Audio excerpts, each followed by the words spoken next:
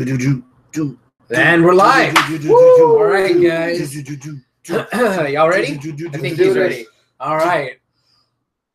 Live from Studio 511, it's the 239th edition of Houston Wrestling Radio. This is Abel. This is Chris. Yeah! That joke's already ran its course. I've done that 3 times in a row already. Don't know is about running any courses. You're Chris. Consistency. He's Chris. Be humble. Arnold.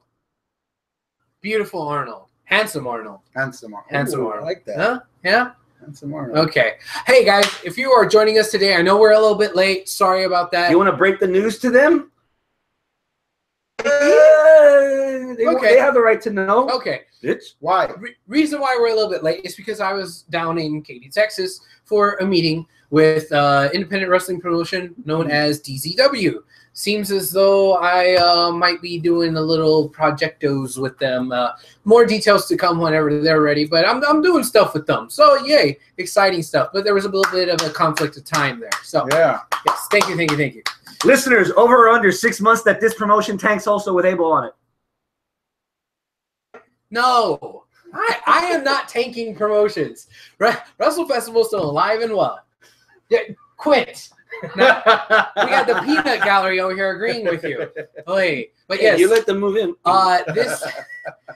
They let me move in. This Saturday, come on down to Katy, Texas. Look on Facebook, TZW. They're going to be having a show at 7 p.m. and it's going to be good. It is in Katy, and the address is kind of hard to say. They have their own little facility. So I'd have to give you the actual number address, and I don't have it just like. You can't cross streams, bro. What? You can't do a ROW reference when you're talking about this other place. So you got to come up with something catchy. You're the lead guy, man. This is your wheelhouse, man. You got to be creative. I'll text you some shit. Okay, thank you. Okay. Now, if you guys are joining us live, thank you so much. That's why we were late today. Hopefully, this will not happen again. I know. Same time next month. I know. Exactly. But if you are joining us, you can log on to your YouTube or your Google account. And if you do that, well, hey, guess what? You can interact with us. You could call us out on our bullshit, ask us questions, fact check us, do all kinds of stuff. I'll have you pulled up here on the old smartphone, and if I see it, I'll try to include you into the show. And yeah, we'll interact and talk and just make it more fun.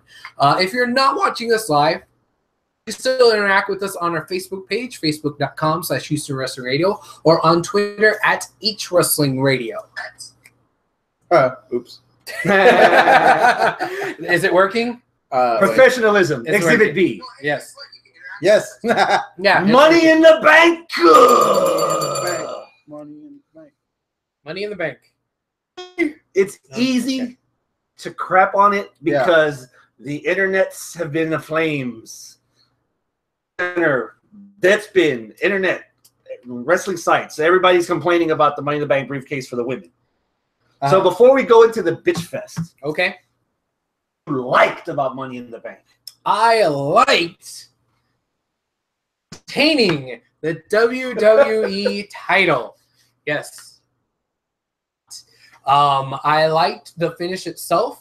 I like the Singh brothers getting in the face of the legends and stuff outside. Also, you know, Father's Day, Cowboy Bob was out there, and they got in his face, and that created the chain of events. Yeah, where basically Jinder retained the title, and I like it because I've gone on record. I like the fact that Jinder is somebody that they just fresh. You want somebody new? Well, guess what? Here's somebody fresh. Here's somebody new in the main event picture. So I'm still 100% on board. And I like the fact that even though it was a heel win, it was a dirty win, it's okay.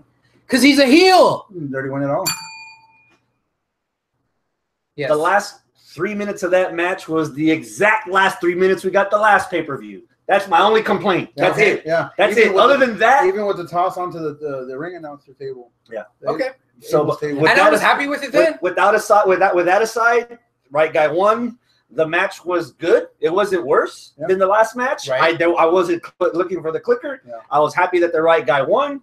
Nothing puts a smile on my face right now than seeing two short asses getting the shit beat out of them, and Orton pulled that off. Thank God he didn't kill one of them this time. Yeah. And so You didn't see the look of regret on Orton's face, like, ooh, I fucked up this time. Yeah. And he's getting better at tossing those little guys around. And what makes it even better is the fact, the 1-2 punch. Number one, the show with the WWE title match. And number two, transition, we have a heel, Baron Corbin, as the Money in the Bank winner. So that leads me to believe champion for a while. Okay. And I want that. I've said it here before, at least till Mania. Yeah. But Jinder needs to hold on to that belt. And the fact that Corbin's got the briefcase, even though he's fucking with him now on SmackDown, dude, I dig it. Yeah. To the match, I liked it. It wasn't, you know, every time I think of a Randy Orton match, I'm like, fuck, here we go. We gotta get through this fucking match. Let's get together. Let's get through it together. But no, this match it kept me entertained, and Jinder did his thing, and it was good. I like the fact that he didn't cheat to win. It wasn't that he would cheat to win. He said it on Talking Smack. Randy did a rookie move and got distracted. Took himself out of the match, went out there, rescued Daddy, and then came back in, got the Colossus, bam, 1, 2, 3. Clean.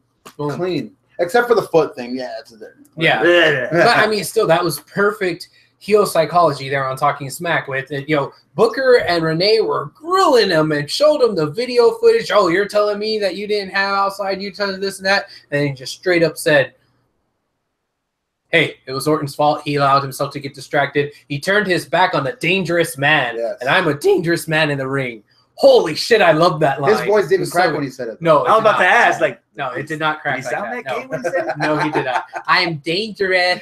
Oh, be nice. You kid. That's it. I like the result of the match, and I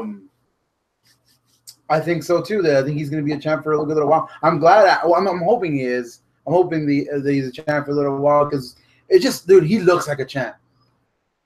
Man, when I saw him come out on Sunday, when I saw him come out last night on SmackDown, I was like, that's a champion right there. That video, not video, but that graphic that they have playing before he comes out is just the Singh brothers that mesmerizing thing.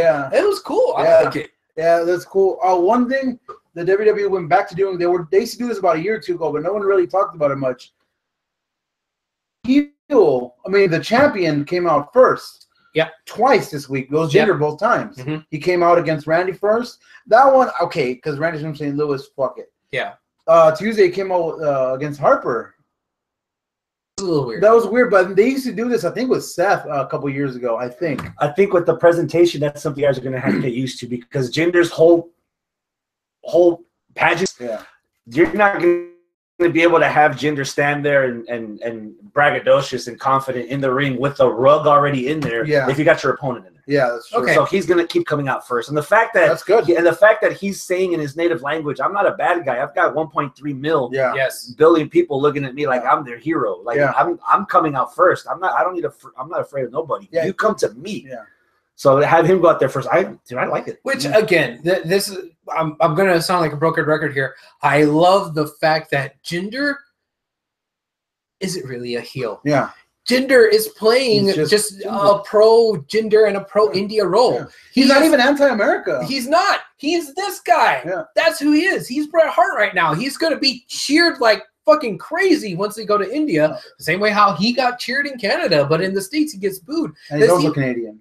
Yeah, technically he is also Canadian. But even though, like with that comparison there, Brett was a little anti-America. Jinder hasn't said anything bad about America. Jinder has just been like, you guys boo me because I'm different, and you guys boo me because of intolerance. Yeah. That's the closest he says to you guys fucking suck. Yeah, it helps that he doesn't bring out the flag. Like Brett would rub it in, like carrying it over, and everything like that. So the fact that he doesn't bring it just adds not so much like to another country, just like an aura about him that makes him stand out from every other person that's been in that kind of role before. I've said it before, man. I like seeing nationalities being represented and not so much just labeled, oh, you're not from America, boo! Like, it doesn't always work that way. For example, the video package before the title match where it was all in Punjab subtitled. Yeah. Dude, I want that shit for Nakamura for his first title match. Have that shit in Japanese. Yeah. Like, cater to your audience, because you've got people in Japan that are ordering the network just to see Nakamura fight. Yeah. Just like you're trying to boost your numbers in India to watch, so you're watching Jinder. So I want to see more of this multi-language stuff. Dude, know? if you are in WWE as a higher up executive, and you consider yourself an employee of a global company, thank you. There you go. If you consider WWE a global company, you're going to be happy to feature whatever nationality the guy that you're putting in front of the camera is from, and not make it to where, all right, we're going to water him down and make him pro-America, even though he's a foreigner. Like, no, don't do that. If he's from somewhere else, let him be from somewhere else, and let him be proud about being from somewhere else. If the idiots in the crowd want to be bigots and boo the guy just because he's from somewhere else, that's on them. That ain't on you. Dude, that's going to make Mustafa Ali's story so much better when they decide to push him as a top babyface in the Cruiserweight division. Yes. Using that same story that Jinder's using, but twisting it around so that all the casual fans and the American audience will be like, that guy, I want to cheer for that guy. That's the exact same reason why they're booing Jinder. Before this program with Gulak, he was just like, hey, I'm different from everyone else, but I'm a good wrestler and I'm a good guy, so I'm going to show him who I am. And that's all he's doing. And that's the exact same goddamn thing with Jinder, except Jinder cheats to win. Yeah. That's the only difference. Yeah. That's why it's brilliant. It's brilliant. And I think it's going over a lot of people's heads. And I love that. And I love it too. Yeah. All these people that are booing, I don't like this anti-American stuff. He's He's not anti-American.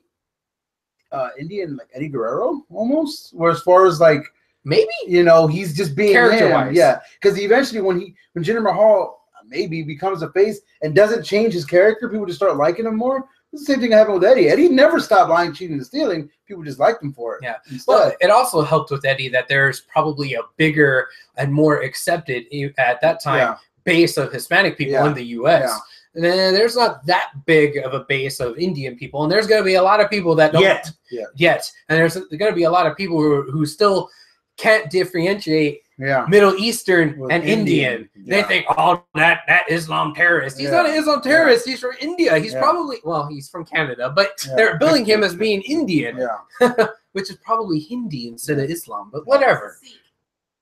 Okay, so thank you. Speaking of things that went over people's heads. Yeah. Let's get right to it. The ladies' Money in the Bank ladder match. Good match. Good spots. Charlotte doing that flip was cool. Like $1 million in that match. Becky looked sharp. Tamina looked good in that match. Tamina looked good. Never still the same. She's got a ways to go. She got a ways to go, especially on the mic. Oh, that was bad on Tuesday. Oh God. But the match was decent. The match was what I thought it was going to be. I think I was here when I made this comparison. I wasn't expecting a fucking car crash, men's Money in the Bank, Ring of Honor ladder wars. I wasn't for the effort and the attempt of having your first ever women's ladder match in WWE. I wasn't expecting it to be on the same level as the men. Right. With that being said, even the fact that casual fans are not going to understand that the whole Carmella Ellsworth gimmick is that Carmella doesn't do shit. Ellsworth does all the dirty work, and Carmella just stands there and reaps the benefits because have you seen that rack? But regardless, what rack? There's more of a butt. Yeah. Whatever. For your first women's Money in the Bank, we understand why so many people were pissed. Yeah. They were expecting Wonder Woman, and they got fucking Batman versus Superman. That was complete bull. Yeah. Yes. Oh man, what was your initial reaction to it? I was upset. I was sitting with a few friends of ours. I was sitting next to our buddy Aaron, and on the other side of him were a couple of other friends, and then sitting there, Porsche, Bacon, Aaron, and I. We were all flabbergasted. We were so pissed off. It's like Money in the Bank ladder match, and now, man, I live with two huge feminists. Like, they're really into feminism. And you know what? If it were okay for a guy to say that they're a feminist, I'd probably say I am too. I know it's not okay. I guess the technical term would just be ally. Whatever. But pissed off for them. And Randy wasn't there. Or getting text messages from Randy just blowing. So I know, fucking livid, and rightfully so. Now, I was angry. I had to stop and think about it for a while. Towards the end of the night, I was still angry that it happened, but I started kind of mulling it over, and I think it makes wrestling sense. You know, in wrestling, you got to have the bad guy do a bad guy thing in order for you to break the bad guy. In this case, Carmella, the one with the briefcase, is the bad guy, and you're supposed to not like her. She had heat from everybody. Yeah. She had heat. And it's good that you get heat. And it's good to have somebody that you genuinely boost day and age where it's cool to boo the heels. Yeah. Not to mention, before you go into that part, okay, for everybody that was hating it, watching it at home, every single fucking person in there was cheering for Ellsworth. Bitch, get your white ass up that hoe. And they cheered when he got it. That's why I didn't. I'll go with mine now. I was driving home from Brownsville. I got home. I was trying to watch it on my phone and drive, and I was like, you know what? I'm not going to do that. Yeah, I tried to time my leaving Brownsville at the exact same time. I fucked up. There was a Brownsville? That's strike 2 and 3 right there. There was a checkpoint that fucked me up from not getting home right at 7 on the dot. I planned everything except the illegal ass checkpoint because you know everybody was coming from the south up north. Right. Half the people stayed behind. Random search. American citizen, okay? But no, I got there at 7:30 in the middle of the Usos match. I was like, what's going on? Fuck. I didn't want to look at Twitter because Twitter always spoils everything for me. I was like, fuck it. Let me just hold on to me, let's see. So whatever, I saw the Usos match. Okay, I was like, whatever. It was kind of a screwy finish. I hope there's no more screwy finishes tonight. And then to replay the controversy in the end, I'm like, I guess it was another screwy finish. Let me see what happened there. I saw it. I saw what happened. Me and my wife were watching it. We're both like, I like it. My first instinct was like, yeah, dude, they're the fucking heels. You fucking do that. You do shit to get people talking. You do shit to get people to not like you. What else was Carmella? If Carmella was gonna win on merits alone, a heel. And she was like, oh, okay, yeah, she's kind of prissy, and that's why we don't like her. But fucking no, half the fans are prissy. I'm prissy. So I'm like, whatever. You know what? That makes perfect wrestling sense for that to happen. Mm-hmm. Does it suck? Yes. Does it suck that it was the first match? Yes. If this was next year's Money in the Bank and they did it, that would have been all right. That would have been better. Kind of takes away from the man. You didn't even get to watch the knife in the back, dude, because they started in the moment because before they even started the match. Again, that's another fault of the production team. Video package that they did before all the women started coming out. So they all had to come down, and especially since that video package was so good. It was good, dude. I was a strong woman by the time it was over. Dude, I was lactating, bro. Yeah, I was ready. Yeah, I was pregnant. So maybe for the first one, you could have done something a little different, like have Ellsworth under Carmella and lift her up. Remember the first big badass women's match at WrestleMania 2 years ago. What the fuck happened? Ric Flair held held somebody's legs down for the pin. My instinct was that's fucking bullshit. Now I'm like, that made sense. This makes sense. Yeah, it sucks. And yes, they rectified it on Tuesday. And what they do on Tuesday? Go right into it. On Tuesday, they D-Bry came back and said, "Fuck this! We gotta sell it out." But he was the diplomat about it. He heard everyone out. He heard everyone. Carmella had all very great points. How can you break a rule that doesn't exist? What did I do wrong? Why are you punishing me for it when Kane got the fucking thing for Seth Rollins, when she did the other one, I forgot what it was. And it was just like, why me? Why are you fucking on me? And he's like, okay. So then everyone came in. Charlotte was like, I'm me. You give me what I want. Natalia was, I'm me. Give me what I want. Everyone, I have cats. The one that I believe, the one that I was like, damn, Becky Lynch. Mm-hmm. She had some goddamn emotion into hers. You could feel like she was gonna cry. Mm-hmm. She was just like, because she said, I hate that I'm used to it. I hate that I'm ready for this inevitable down, getting let down because it always happens and it sucks. And you you should fix that. Not you have to, but like, you should fix that. But she basically said. So D-Bry comes out, tells them what happens, and next week we're having Money in the Bank. We're doing it all over again on SmackDown. Yeah. So I'm okay with it. And plus, now we're getting a Money in the Bank match for free. And hopefully that main events the show. That better, man. It should. Yeah. It definitely should. That'll, to me, make up for it. At least get close. That being said, I agree with the fact that it makes wrestling sense. I agree with the fact that it garnered a lot of heat. I agree with the fact that, it put Carmella over as a heel. And within kayfabe storyline of who broke the rules that didn't, that don't exist, blah, blah, blah, all that shit makes sense. It makes wrestling sense. But sometimes I feel as though, especially in this instance, there's two different kinds of heat. And I don't like the term X-Pac heat because I felt like X-Pac never got that kind of heat. I still don't even understand that one. Exactly. But I think that if we want to look at this particular instance, we can say that this kind of heat was heat that you probably didn't really want.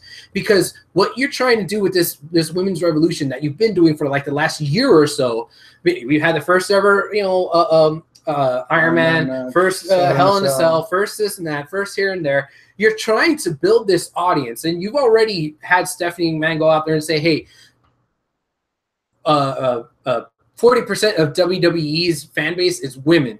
If you're trying to really make that grow, which is already a pretty big number anyway, but if you're trying to make that grow and get more women into the fold, at some point you got to do something that's not going to blatantly piss them off as viewers. Now, and I think that's what they did. They pissed them off and not put heat solely on Carmella. Sure, Carmella got a lot of heat, but so did WWE as a company, because I feel as though it was the wrong call. I feel as though if you're trying to make a Wonder Woman movie, which I still haven't seen it yet, so no spoilers, but if you're trying to make a Wonder Woman... She wins. Duh. And she doesn't win, Batman wins something for her. A lot of people are like, man, fuck this movie. Fuck. Oh, sure, of course, we're going to make a Wonder Woman movie. Yay, feminism, yay, women. But, Batman's going to be the one who saves the day at the end. And just, and you're not being genuine to what you're trying to actually pull off. That being said, now, I don't want to take away too much thunder. And I don't want to sit here and, because... It's three fucking dudes sitting here trying to discuss women's issues and women's rights and how this affects the entertainment that we're watching and how it's reflective of the company producing that entertainment and all that. Yeah. So, we are going to have a very, very special episode for you guys here. Ladies of HWR, we're going to have another episode of... we're doing that again, huh? Yes, Friends, Fans, and Fighters. Tentatively, card subject to change, this Friday night, we are going to have my roommate Portia, my fiance Randy, and our friend Nicole Bacon sit over here and talk about women's issues in wrestling, basically sparked off of this whole controversial event. So they're going to be talking about that. They're going to be talking about the aftermath on SmackDown. They're going to be talking about Maria Kanellis and... I guess Mike Kanellis. Oh, dude, that fucking 80s song. I'm buying that shit. I fucking love it, bro. And all kinds of other stuff. Yeah. So hopefully the women's tournament, the Mae Young Classic coming up in the summer. Yeah, maybe that too. So, I don't want to speak too much for the women. I threw out my 2 cents. I could probably expound on it a little bit more. What about you guys? Are you guys good with that? I'm great with that. Let's move on to the debut of Mike and Maria.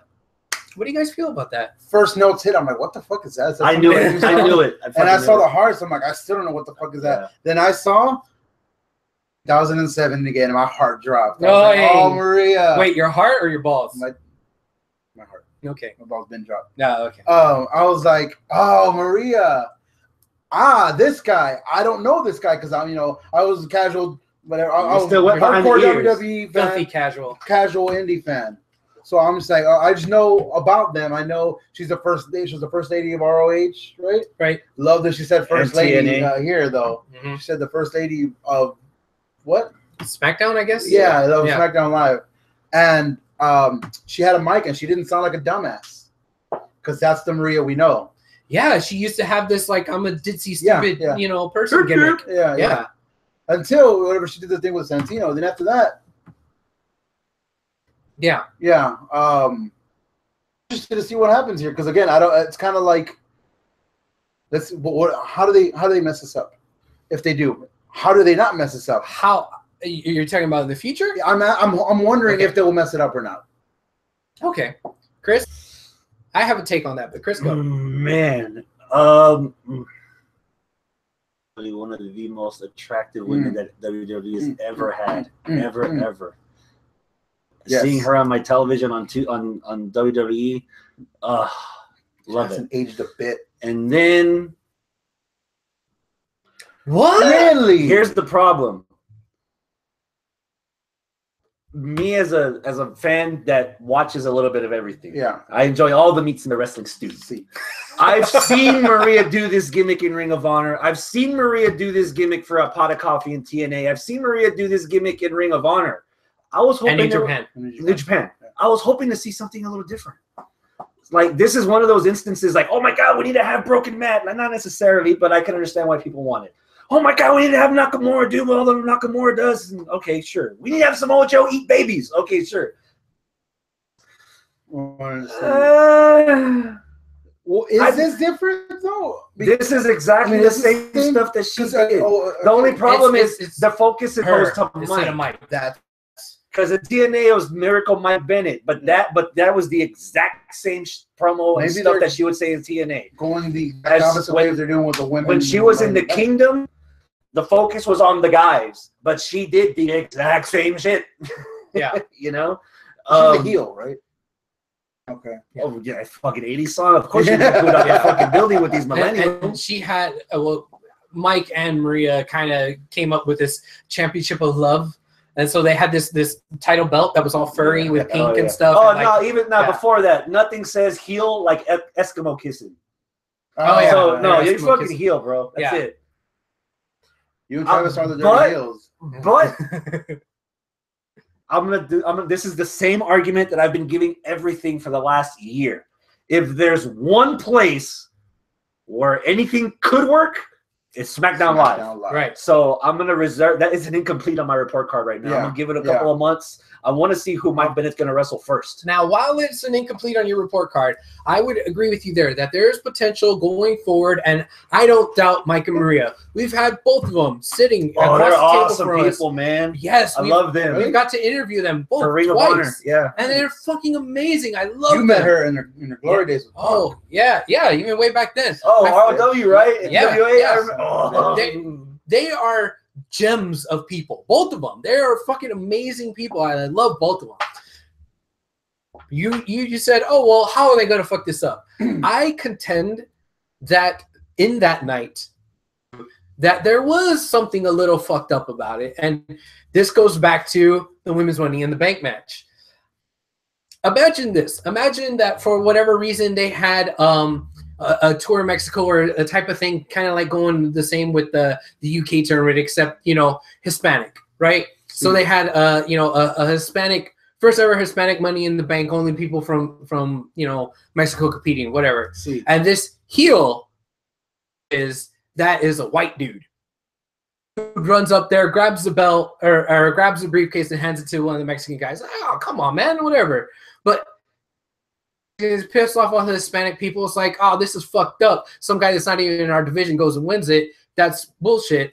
Then later on in the night, oh, hold on, beanies. It's okay. We're going to debut this new character. And this new character, he loves nachos. Oh, man. He wears a sombrero and he rides a lawnmower. See, we may have pissed you off earlier, but here you go. Here's something for you. Hope you enjoy it. Ole. That's kind of how I felt about that. Like, oh, what? He took her name? Because that's like a stereotypical feminist bullshit thing. It's like, oh, you're marrying a feminist. That means you're going to take her last name instead. It was like, all right, we're going to piss off all the women, piss off all the feminists, but we're going to throw them a bone by debuting a new character. Nachos. Yeah. But they're going to debut a new character who she's the dominant one in the relationship, and she's the one that has the dude taking her last name. I don't see that's kind of how I felt about that. Problem with that. If that's what they're doing, I'm okay with that. You don't think that's a little? fucked up? Am I the moral police? Fuck no. Well, no, I don't think that's fucked up. It's life is about balance. You know what I mean? So you but if you're trying to, so okay, what if you're swinging the pendulum way the other way? What if they would have pissed everybody off, all the feminists and whatever, the women and everybody off, and then they would have brought Mike Bennett out and have him be the dom and her the sub again, and then. And it just would have been another character if they just would have had it where they didn't try to like overly. So they stand out. But the way that they're trying to make them stand out is like, hey, I mean, I think we're overthinking it. I think it's just a new character coming out, and it was a mistake that they made at the beginning that they were trying to rectify. Before the decade is over, I am calling it right now. We're having an intergender tag team title. Look at all the couples that are in this company. Okay. Yeah. Yeah. There's 4? More than that. Yeah. Okay. Cena and Nikki. Miz. Yeah. And then these two. Ambrose. And then Naomi and Jay. Yeah, Naomi and Jay, Ambrose and Renee, but they're not wrestling. Carmella and Big Cass. Carmella and Cass. Well, but they haven't acknowledged that on TV.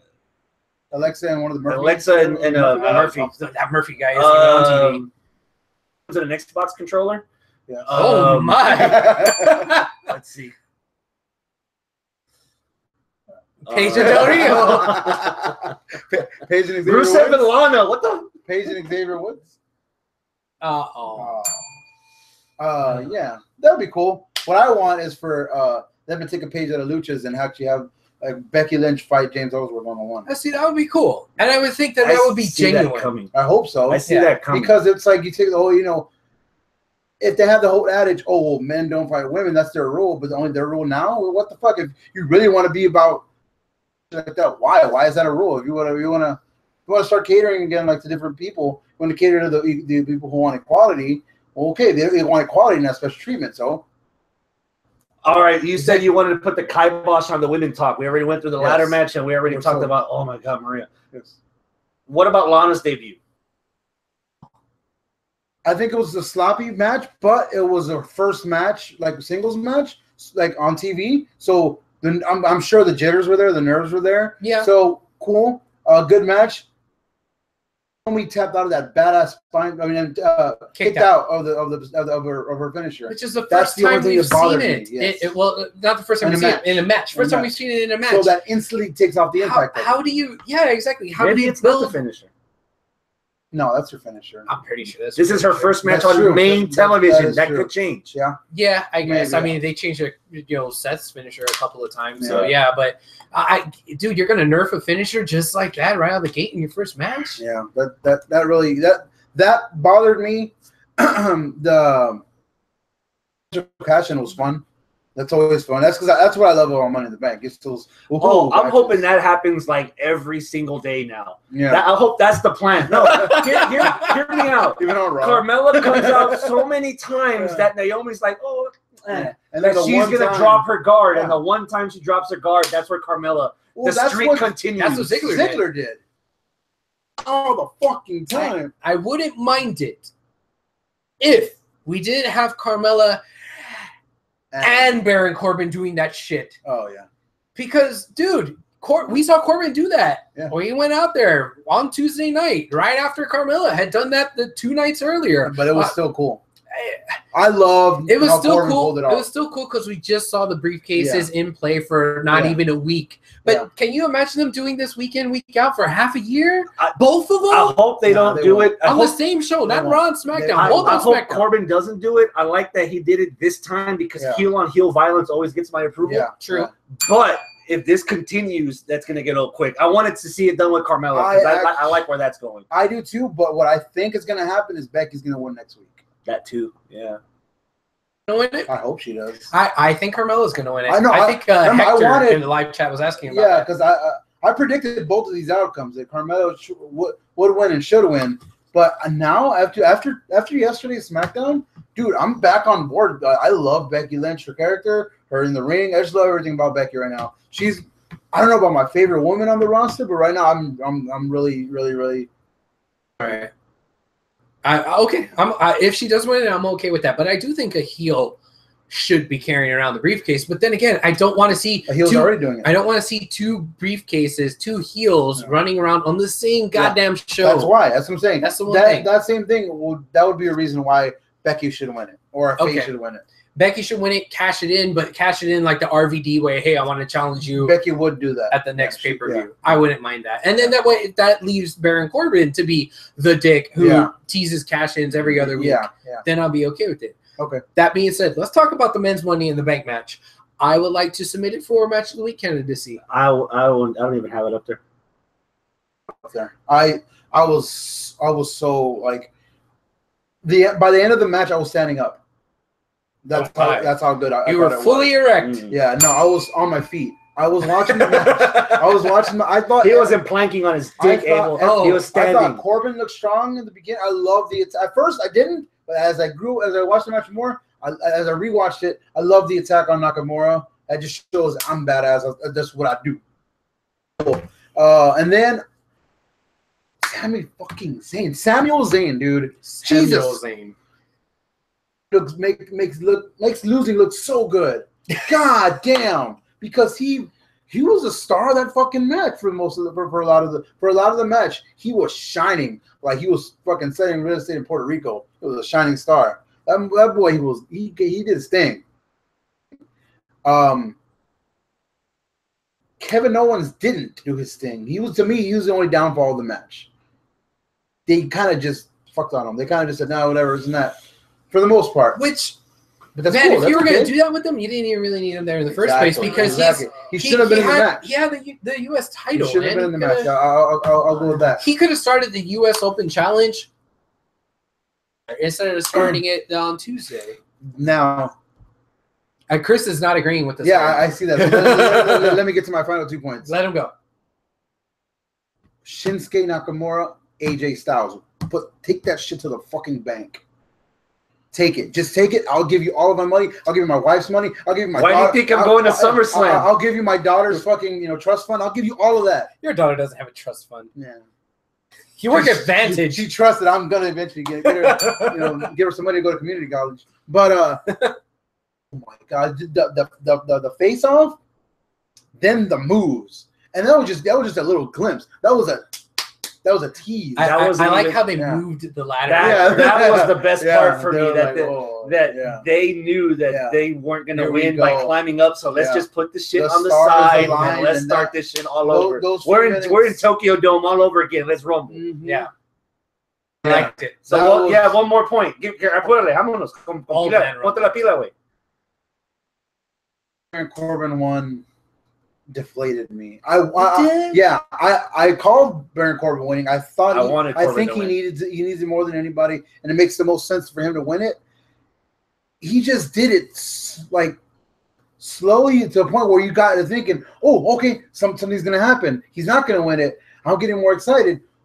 Figure out how to open that fucking clip. What the hell is going on? What the hell?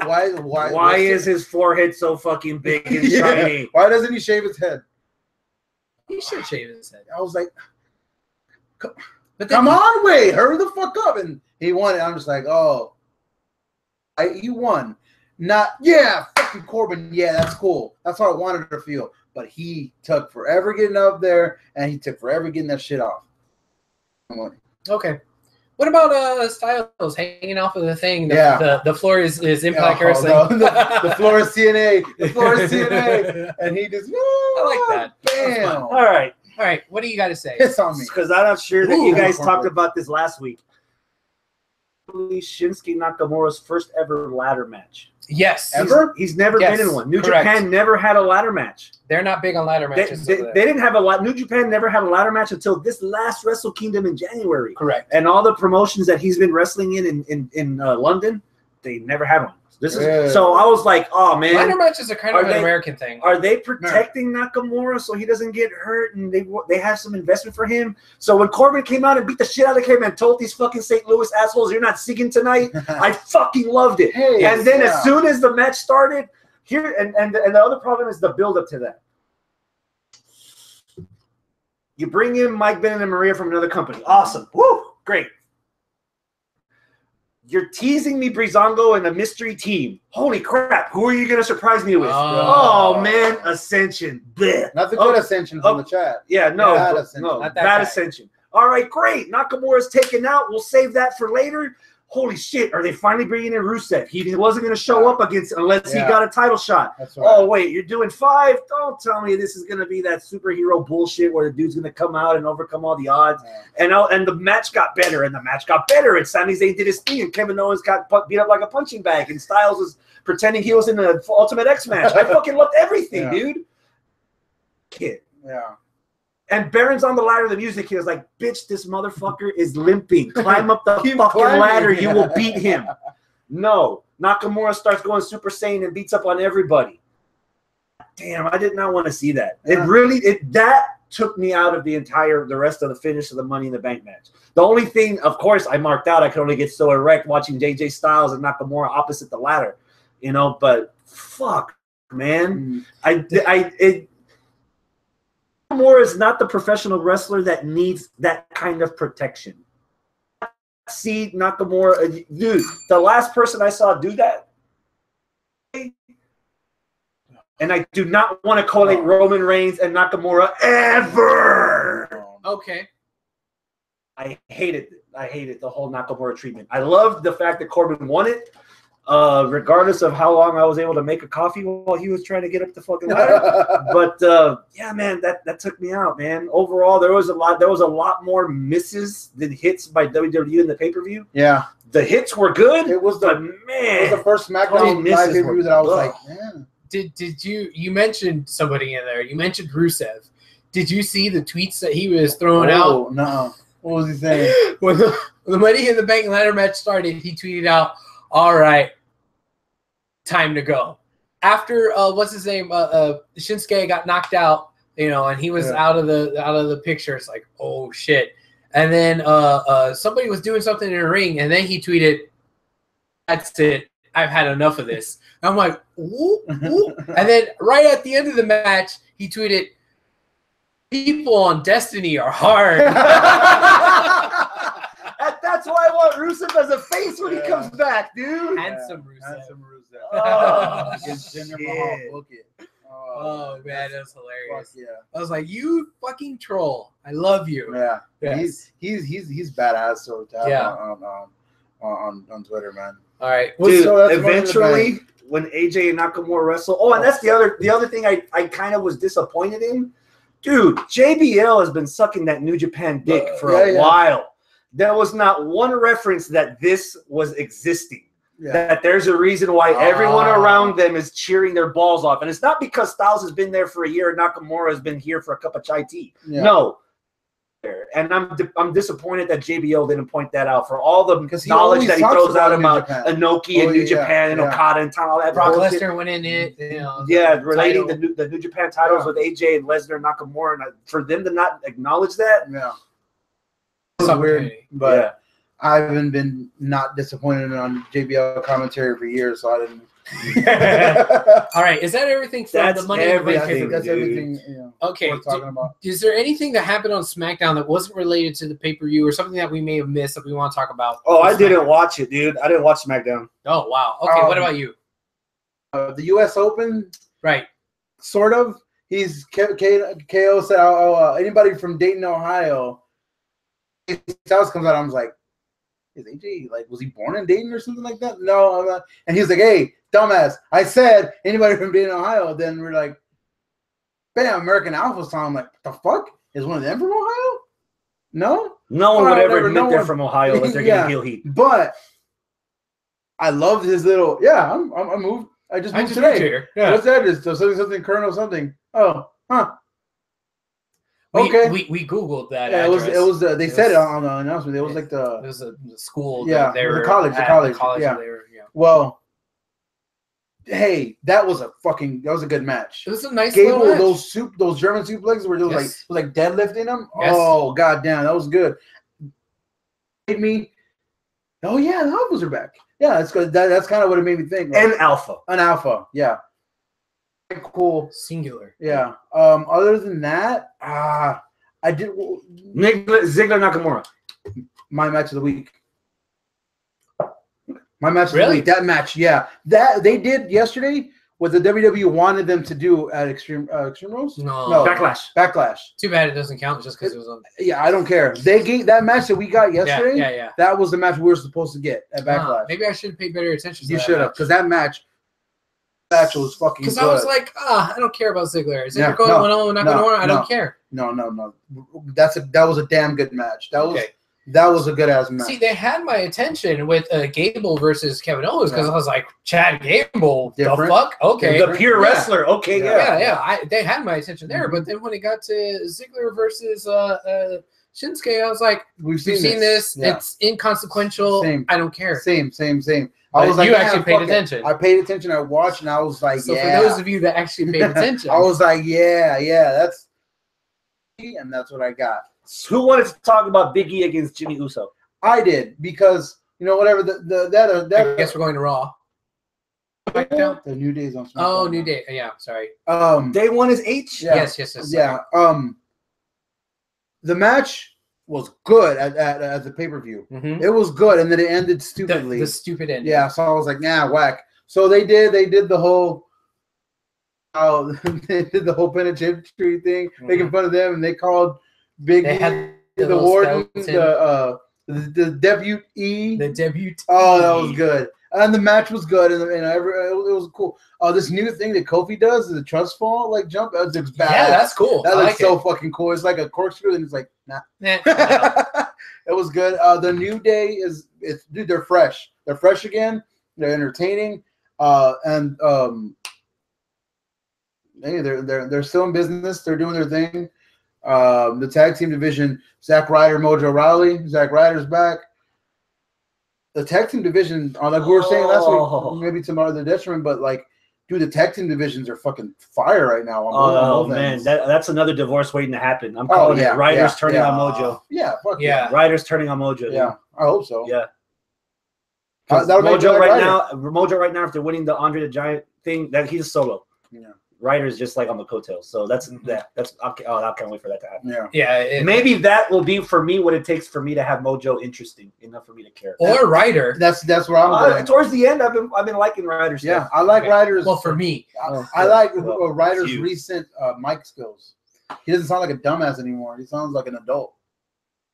Well, Emma made him grow up, I guess. Well, now that Chelsea Green is making him grow up even harder. Oh yeah, I guess so. Ooh. Okay. Is that it for SmackDown? Is that it for Blue Brand? I believe so. Okay, good. So, Lucha Underground. Hey, we got the red brand. Into that. Oh, okay. Lucha. My match of the week pick. I'm gonna be biased as fuck because nothing puts a smile on this face more than watching Pentagon Jr. kick somebody so hard in the ass that they fly. God, yeah. Yeah. Fuck. I mean, I'm sorry. Pentagon Black, Dark, right? Whatever. It's Juneteenth, man. Give it to him. All right, Hennis versus Pentagon Dark. That was a good. That's my match of the week pick. Okay. I don't have that channel, so what I had to do when I figured out Tuesday what I can do. I don't know when exactly they do it, but I noticed it on Tuesday. It wasn't even the El Rey channel. It's like another channel from YouTube. The matches, but like. They cut off. They post up the episode. They just cut off all like the storylines, and they even like condense the matches, but still show all the most badass parts. So an episode, it was like 14 minutes. I watched the whole episode in 14 minutes. Damn. Yeah, that's a shame, dude. Because I bet you missed the promo where Pentagon like damn near death threatened Cueto. No, they showed that. They show that. They go, los huesos. He said, "I'm gonna break your fucking bones if I don't win." So yeah, no. They showed. Basically, they showed enough. The meat of the show, yeah. Did they show the thing with Cage at City Hall, where he killed a guy? No, with the guy with the arm. Yeah. They showed that. They showed him killing the guy. Fuck that is? What happened there? He killed Lorenzo Lamas. Actual Lorenzo Lamas? Well, there was a tournament, and the winner got a unique opportunity. Yeah. And it was Cage, and Cage got Thanos' gauntlet arm. Fucking power glove. Yeah. So it was basically it gives him power. Twisted Metal, Lucha. It gives it's so Cueto's Calypso. It's the symbiote that turned fucking Spider-Man into Venom. Okay. That's what he's got. Okay. But dude, another solid episode of Lucha, man. This Cueto CUP is making everybody look good. Dude. Everybody. Drago? Blood Red. Oh, God, period. Drago. dude, it looked legit. That fucking outfit. That looked awesome. The whole his heel turn. The cowboy thingy where that guy's like, I don't want to fight you. I want to represent you. And he comes in and he's like Batista bombs him. 4, 2, 3. Get fame. Yeah, what you know about that? No idea. I know all about that. Yeah, I left them a message. The big black guy looked good. What was his name? Oh, the Mac. Willie Mac. Yeah, the Mac was good, dude. Yeah, dude, Lucha was fucking. Dude, that opening match, dude. Mala Suerte and Mac, couple of fat fucks, man. They got down. They got down. Vampiro needs to get in though. Dude, he's like old. He's been that way for a long time. And Vince McMahon can fucking run circles around us, dude. Get your ass in the gym. Steroids. Yeah. Well, take steroids. They don't piss test you on Lucha. There's no. Matter of fact, if you fail a drug test, they'll give it to you. It's like you need more PCP. Yeah. Look at that one ripped ass dude that's there. It's Cage, right? There's the guy with the glove. There's like some. There's a shit ton of ripped dudes, man. Johnny Mundo against Rey Mysterio for the finals of the Cueto CUp, dude. You know what I like about this? They're building it for the whole half a season because they're not going to fight till Ultima Lucha 3. I can't even say it. No, the match is not at Ultima Lucha 3. The match is next week. The match is at the night of the finals of the Cueto CUp, and then it's Ultima Lucha, which again is either 2 or 3 episodes. But still, 4 matches, let's do the match. They're going to do like 6 or 7 weeks of this, building up to that. Which so it's still going to be half a season, pretty much that they're building. And I love that Johnny Mundo's like, I don't have time for pants. We have to train. And he's going to train. He's going to take this match seriously. Usually, Johnny Mundo's character is that whatever. I don't care. I'll take everything in stride. And like, no, he's going to buckle down and train and, take Rey Mysterio seriously. Yeah, and they're building to a big money match. Rey Mysterio looks in shape, too. Oh, he is. He is not the Mysterio that you remember. No. He is a much best Rey Mysterio wrestler-wise, moveset, and everything that I have ever seen, dude. Oh, trust me. WCW Cruiserweight? That's just one side of the Rubik's Cube. Now, Rey Mysterio is working on all the sides. Yeah, because even early WWE, he was fucking on it. Yeah. So, I still haven't seen him in Lucha, so I gotta watch some shit with him. Yeah. Again, what I did was watch first couple episodes. You know what? Fuck season 1 and 2. I'm just gonna get to where it's at right now, and I found it on YouTube, and now I'm caught up. You actually suggested it because the storylines are kind of irrelevant right now. Then that's a fresh start for me. Well, since it's Lucha, I'm sure that past storylines are going to weave itself into the tournament. But if there's any other good starting point to start watching Lucha Underground, it'd probably be at the beginning of the tournament. Yeah. So I can't wait to watch this. I still say that you should go back and watch. Yeah, definitely. Seasons 1, 2. I will. I'm gonna. Okay. For Lucha? Yes. Yeah, for Lucha. Fill us in. We kind of missed out on some New Japan stuff. Man, I was just about to transition to that. The only thing that's better than tacos is tacos with rice. So we need to talk New Japan. Well, there's that place, Rice's, right across from Milby High School. Yeah, you see? Yeah. New Japan.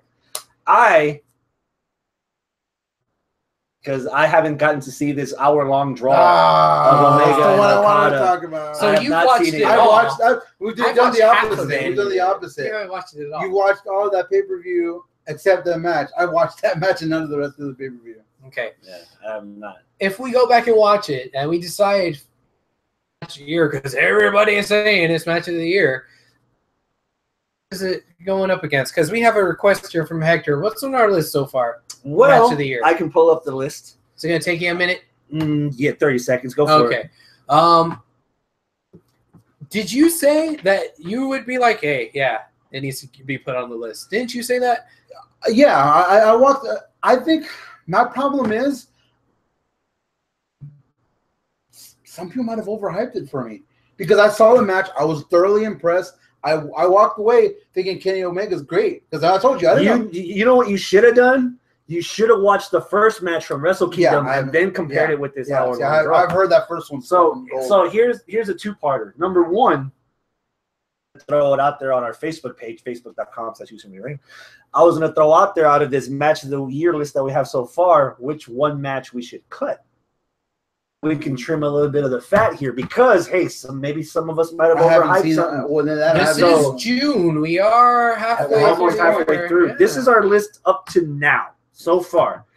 Tanahashi and Tetsuya Naito. What the fuck did you just say? Hiroshi Tanahashi. Did you shit to me? Hiroshi Tanahashi versus Tetsuya Naito for the Intercontinental title at Wrestle Kingdom 11. Okay.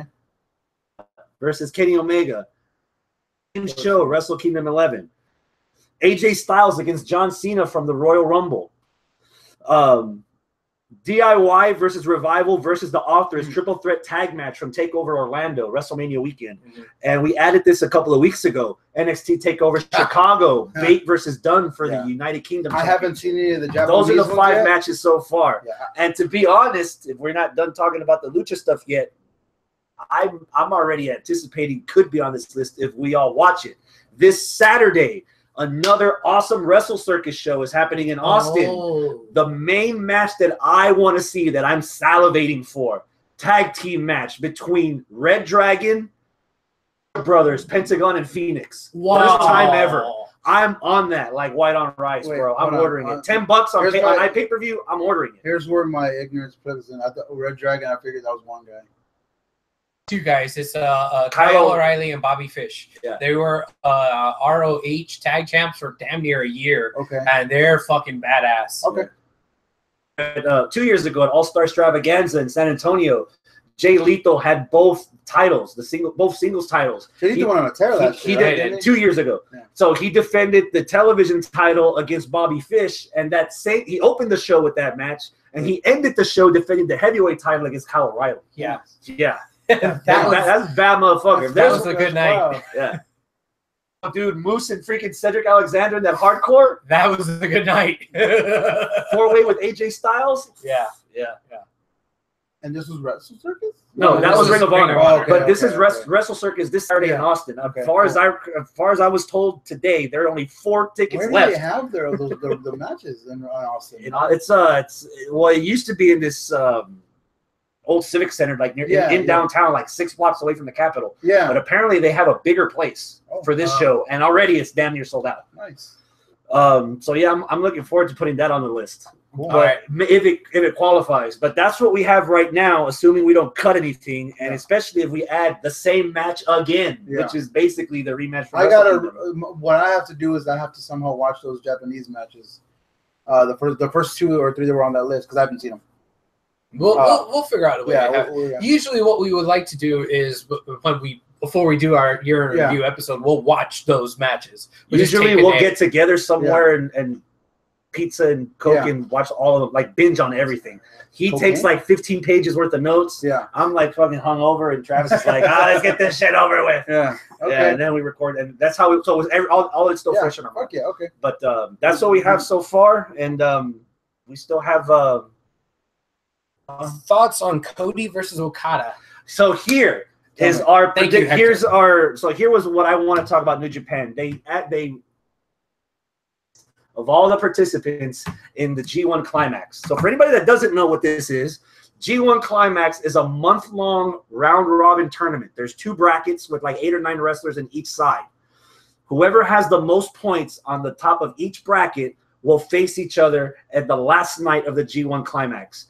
And whoever wins that match will get essentially their version of the Money in the Bank briefcase. That means they get a #1 contendership at Wrestle Kingdom in January against whoever has the heavyweight title.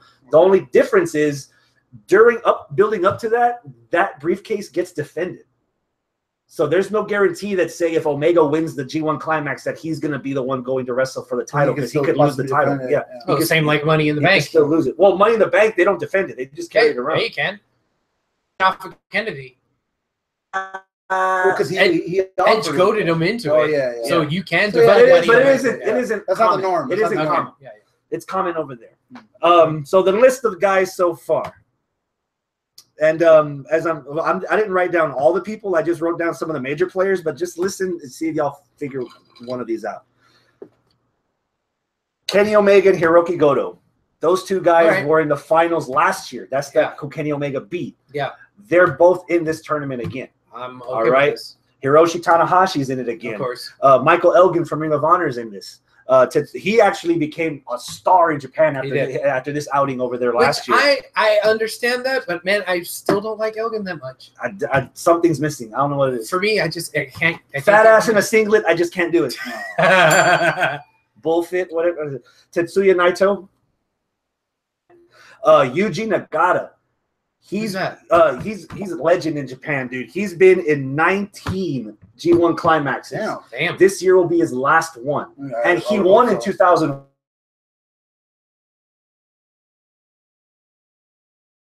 Zack Sabre Jr. Ooh. You told me. Kota Ibushi. Yeah. For anybody that missed out on the Cruiserweight Classic, that was my prediction for the finals. He probably should have won. Yeah. He just didn't want a WWE contract for whatever reason. That's what I read. And he just said, nah. And oddly enough, the heavyweight champion Kazuchika Okada is registered for this tournament. But remember, can he face himself? He's defending the title here in Los Angeles against Cody Rhodes. Oh yeah.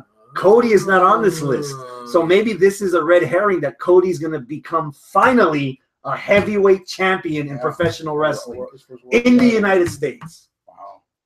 You want to make a mark on your first New Japan independent show in the United States? That'll get a lot of people's attention. That would be interesting. Family member having a heavyweight title. Damn. I've only seen post Stardust Cody wrestle once, and that was a WCPW match, and it was a pretty good match. Yeah. Well, what's his stuff look like in Japan? Like American Nightmare, part of the Bullet Club. Yeah. I'm asking, like in the ring. I honestly haven't seen that much of it either. It's been a while too, so you didn't that'll be a good refresher. You didn't watch the match that he had last week or 2 weeks ago? Yeah, that's what Hector's asking too. Naito versus well, no, he's asking about something else, but whatever. The Cody okay. But because he asked initially about Cody versus Okada, but then he said, "Hey, did you watch Naito versus Elgin?" Yeah, no, not yet. No, okay. No. But again, both of those nights to crown the first U.S. champion for New Japan, that's going to be aired free on the network. When is this? That's going to be 4th of July weekend. The 1st and the 2nd of July, they're going to be airing the show. The G1? And then the G1 tournament starts at the end of July, and there's 19 days. Oh, there's 19 days where all these matches, it goes on for the whole month, bro. Shit. Yeah. Do you think WrestleMania weekend is exhausting? Fucking dude, G1. I tried to watch try to keep up with some of the shows last year. It was daunting. So it's kind of besides the Red Robin, fat ass. Thing about food. The round robin bottomless fries, bro. It's kind of like the WWE got their ideas for like the Cruiserweight Classic and shit like that, where it's a tournament where Okay. Well, but see, it's not single elimination. No, all the stuff you see in WWE, there's always been single elimination. Yeah. This is the only one that's not. I used to deal with round robin stuff. It's hardly enough. Back. I used to have Super Nintendo, but they never. They got me one badass wrestling game. Like it was Monday Night Raw because I picked that for my Christmas present in like '95. It was like, hey, you can buy a bunch of gifts. Okay, but I want this one. Okay, but if you get that game, that's it. You're not getting any of the toys. I'm like, I want that game. I want Monday Night Raw, the video game. So I got it. And whatever, I was at the pool like a couple weeks later at the flea market. A couple weeks later, I would just go. That was my only game I bought. So after that, I would always go to the scavenger at the flea market, see what Super Nintendo games had. So I had like American Gladiators. I had a bunch of bullshit ass games. So I picked up this wrestling game, generic ass, fake characters, whatever. But I would always, for some reason, go click on the round robin. Fire Pearl? Yeah, I don't know what the fuck it was called, dude. I was like, if I saw it, I'm like, okay, yeah, it was that one. But it was a bunch of like random. I guess to me, people didn't exist. But I would always take round robin, and it would just be like a tournament or whatever. And I'd be, you'd pick who you were, and then you'd fight. And I'd be like, hey, wait a minute, I already beat this guy. Well, no, there's a point system. And I was like, that's too much thinking for me. Basically, what I'm saying is now, as a 30-year-old, that's too much thinking for me. Too much thinking on a Super Nintendo game. Yes. You better not have an Xbox One or PS4 because you'd be either like one of those. Oh, yeah, just throw in the towel, bro. Yeah, stick to your phone. No wonder your phone's broken. Yeah, because you lose at fucking Plants vs Zombies every 5 minutes. The last console I had was the Nintendo 64. He's the old woman that's playing Candy Crush with the hammer. Look what the fuck you did his phone. That's me. No, that's my fucking 2-year-old daughter right there. On the kids. That's all we have kids for, to blame shit on. Exactly. When she's done, I'm done. You're just still on my phone. Yeah. That's all right. Here, Daddy. Yeah. Is that all the? That's all the international. Yeah, that's all the international flavor. How about NXT? Asshole NXT. Saw Velveteen Dream. I don't remember that. Yeah, he was on there. Oh wow, he beat a jobber. Yeah, the first 30 to 45 minutes of the episode was like all right. The rude stuff was kind of right. I don't even remember. The best part of NXT was that triple threat match. The triple threat elimination match. And it's a shame I didn't watch it because I wasn't interested in this triple threat at TakeOver either. Oh. So I was like, what are you good? Okay, Asuka against Ruby and Nikki. The only part that I did like, again, like the part that I hated, JBL didn't throw out any knowledge worth learning. Yeah. I like the fact that they admitted, or they came out of Asuka her undefeated record, and that Goldberg actually made the effort to congratulate her on passing him on the undefeated record. And that's stuff cool. I would have wanted to hear on commentary when I was watching Money in the Bank. Other than that, as soon as that match happened, I was like, "There's too much wrestling this week. I've got a lot of shit. I'm done, dude." See, I watched the beginning of it last Thursday morning after we did our show. And I just got busy. I forgot what I did. That's right. I know exactly what happened. But I had a really busy last Thursday, and I had a busy weekend. Watching it yesterday on my day off, and I watched the first. I remember telling you, I watched like the first 5 or 6 minutes, and I was like, hey, I like the match. Yeah. I finished watching yesterday, and hey, I like the match. Nikki and Ruby, I can watch them fight maybe once or twice a week because they're really good together. They're really good together, man. Yeah. And I love her finishing move. Ruby's kick, she like a clothesline or whatever. She like pulls her and bam, kicks the fuck out of her. Yeah. She did it to Asuka, I want to say, but then no. She did it to Nikki, I believe, whatever. But then Nikki didn't either rolled out or did something. Yeah. And then Nikki Cross did her move to Asuka, but then she rolled out of the ring, like being smart about it. Yeah. Cross came in and bam, it just stuck Ruby with like a badass finisher too. She gets eliminated, so we're like, okay, wow, we're gonna get two kind of heels because Asuka's a heel. Yeah, and Nikki's I think is a heel. Nikki's just white. Yeah, you don't classify that shit. You just roll with it. Nikki's she's crazy. That's all it is. She's crazy. But so whatever, they were going at it. I'm like, oh, you're cool. And then no, they go to the back. Ding, ding, ding. Match is over. It's been called a no contest. I'm like, dude, they were outside for like 5 seconds. What happened? So they go over the back. I'm like, oh, it's been one of those kind of screwy thingies. They go around back because you can tell how small that full cell is. Yeah. Because they literally go out back. Fucking ring. Because she slammed her into that aluminum shit or whatever. They go into makeup. People were like, hey, we taped this shit, right? We're getting ready for the next hour. Hey, show, we're busy. Right? Yeah. So whatever, they go in. She fucking dunks her face in the fucking ice cold water. Yeah, it was so fucking badass. And then they go back to the ring and they do a little spot with the table, which is cool. Which I liked. I love seeing girls do that spot and pulling it off right. The table clean. And I think they're set up for the match in like a week or two or whatever. Mm-hmm. That's gonna be cool. That's gonna be a good match to see. All right. Hector has a question here. What up? Did y'all see the video of Asuka busting Ruby Riot's head open in the festival show? I didn't see the video, but the festival show. The download festival. Oh, they had a match, and Hector, if you can tell us how. But they did a Facebook Live video, like a couple minutes, maybe like an hour or so later. Okay, and Ruby's talking. Yeah, you see her forehead. She already has a big ass forehead to begin with, and so it's kind of hard to. So it's like, they had to stop the match. That's how bad it was. Damn. Yeah, it was bad. Strong style. Yeah, that was strong style. She's a queen of strong style. Dude, that wasn't even my favorite part of Download. So, UK tournament, Rex Mandrews, they've been hyping up that he's a lead singer of his own band, and his theme song is actually his song that he's wrote with his band. Okay, yeah. Halfway through his performance, he's number one. He's getting a title shot against Tyler Bate during the festival. Okay. So while his band's performing, Tyler Bate goes up there, beats the shit out of him. I was like, yes, fuck typical 'Typical heel shit, dude. Yeah, dude. Hell Wait, Tyler Bates being a heel? not Tyler Bate. Dunne. Pete Dunne. Pete Dunne beat the Bruiserweight. Beat up Andrews. Oh yeah. It's like fuck yeah, dude. Fuck yeah. That's awesome. Oh yeah. All right. Let's get to Red Brand. We ready? Yeah. All right. Red Brand. Hey, Raw. dude. One of the best Raws I've seen in a while. Really? I thought the bar is so low. It's not easy. It's not hard to go and I found out this week that apparently ratings are really bad right now for either Raw or WWE in general. Apparently they went up for Monday though. Yeah, that was a good show. Man, it was from front to back for the most part, aside from a few misses here and there. Dude, everything kept me very well entertained.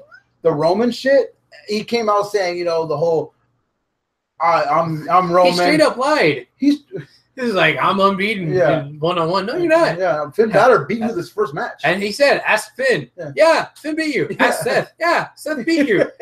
Ask Bray. I don't think Bray's beat him. Bray don't give a fuck. I think he meant it was like as of recent. He beat recently. Finn, clean or whatever. Well, then why did he go back? I rated Finn at WrestleMania 3 years in a row. I don't know. He's a douche. But no, I mean, I see what they're trying to do with them. Yeah. He's actually now it's actually playing. It's like he's not a good guy. He's a bad guy. He's the guy or whatever. He's a guy. Yeah, exactly. He's not a good guy. He's not a bad guy, but he's a guy that. So okay, whatever he's doing, it's working with me. So I'm just like, all right, cool. I'm into it. And then go ahead.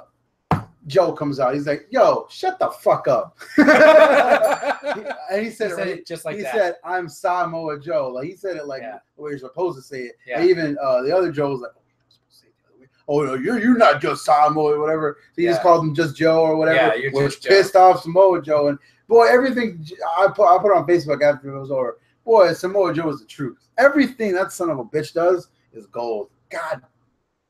Joe. Yeah. God damn, I love you. Look who's coming around. Oh, who's coming around. Oh my God. This right here is lust. Yeah. He's only seen Samoa Joe right now, sexy in the dress. No, you haven't seen Penis Joe. You haven't seen Sofa Joe. You haven't seen Mafia Joe. You haven't seen Krispy Kreme Joe. You haven't seen Moana Joe. I'm in love with Joe. You take that shit on fucking online dating, motherfucker. This is legit. This is chemistry.com for life, motherfucker. Take that shit somewhere else. I'm on OkCupid. Go to fucking WNS podcast with that bullshit. Oh, man. Bitch. No, but Joe better respect my man, Joe. Oh, respect on it. Respect on it. He fucking got a little Chris spit in my face. Oh my God! Lord. I'm glad I was not the recipient of that tirade. Yeah. Hey man, they put on a really good match together though. The Samoan Joes. It was better than the debut. It was better than Joe's debut. I like that a lot. If they're a tag team, could they be like the Samoan Joes or the average Joes? Not the average Joes. Not the average Joes. The above average Joes. The above average Joes. Yo Joes. I'm loving the fact that they're making Samoa Joe's finisher threatening. Within the last 2 weeks, Seth Rollins and Roman Reigns have passed out to the Coquina Clutch. And that's something that you want to have handy when you're the #1 contender against a former UFC heavyweight champion at the upcoming Testicular Fortitude pay-per-view. Yes. Which is what they did not do with Lana and her finisher. But I digress. Okay. Yeah. Samoa Joe. Are we going to see Muscle Busters out of him, or is he just Coquina Clutch guy now? I think if he ever fights Rollins again, like on a pay-per-view or something like that, I think he'll bust it out. Okay. I think so. I mean, I don't know. Has he done it on Raw? He's done it a few times. Dude, I'm expecting Joe to break out like fucking X Division shit in this match. We're not getting lazy Joe. I meant to bring this up on the podcast last time. Abel made me, because, we don't work. You just saw the triple threat. Joe, Daniels, Kazarian from him. No, it was Joe. And AJ. Yeah. He's X Division. He said Kazarian. Yeah. Joe, Daniels, and AJ. Oh my God, dude! By the time that match was over, I was like, again. And I was like, dude, it was such a good fucking match, dude. And it was like action going on there. You still need a YouTube Joe versus Kenta Kobashi, bro. Yes, I do. Woo! Okay, 2 things in the chat. Porsche says Chris's basement is getting flooded for Joe. And then Hector says, fuck the attic too. Hector says, I told my wife that she needs to see Samoa Joe when he used to come out to Cool J music. But now she loves Joe. Oh, yeah, Mama said that girl. That's what he used to come out to, right? A long time ago. I heard him on a podcast talking about his theme song because my wife says when Samoa Joe comes out, it sounds like boom, boom, boom, boom, boom, boom, boom, boom. And then he kills you. Yeah. So that's what it sounds like. And then he basically said, the CFOs asked me what I want my song to sound like. I gave them a track kind of like it was like and they gave me that, and I was like, I didn't really like it. So I went out, I enjoyed, I did my thing, and I was like, whatever. By the time I used it the second time, I'm like, so he doesn't exactly love his theme song. Yeah. It was the old theme song he was bitching about because there was a first theme song for like 6 weeks, and I was like, no, it wasn't good. No, this one isn't that. It was better. Pure. It was like straight up pure, just like bass guitar, like guitar riff. And but he did keep the beginning roar. Yeah, because his thing was that he wanted. It was the Godzilla, the roar. That's what it is. His last TNA one was so much better, I think. Oh yeah. But whatever. I digress. Okay, Joe versus Joe. Good stuff. Yeah, I agree. Match of the week candidate also. Definitely. I mean, I don't know what my pick is. Up until Xavier Nakamura, that was going to be my match of the week. I think I have to go with Chris saying that my pick is the Lucha Underground main. But I don't know. Nothing is like, oh my God, these are fucking amazing. Yeah. Which is sad because this was money. Yeah, Money in the Bank. You know, I'm like, But okay. You want to fast forward to the end? What do we got? Look, we got over here. What we got over here? Oh, I thought you meant the end of the match because hell no, fuck Enzo and Big Cass. Braun fucking Strowman. Oh, the one reason that you watch Raw is back, and now we're watching Raw again. Oh, why did we get 3 million viewers? Holy fuck, Braun Strowman, the quicker picker upper is back. Yeah. Yo, okay, man. They did very good with the sound on that because when I was watching the match, they tried piping in booze. The beep beep. I swear to God, I looked up outside of my house like, is there fucking is there somebody backing up outside? Because I don't know what happened there, but that echoed the fucking thing. I was like, what the and what's going on? As soon as I saw the ambulance, I'm like, you've had a rough life, son. I bet that's just instinct every time you hear an ambulance at this point. Yes, very true. If you knew where he lived, Southeast. Anyway, you've been where I live. No, I've heard. Well, I don't know. You guys both. Both of y'all. We're built for tough. Yes. Made in America with Mexican parts. Whenever he came out, I was like, oh shit. Posing on the fuck. My God. Oh my God. And then Samoa Joe just caught Samoa Joe slipping. He just choked him out. Bam. Yeah. And then that fucking reverse choke stand that he does, fucking reverse Uranagi.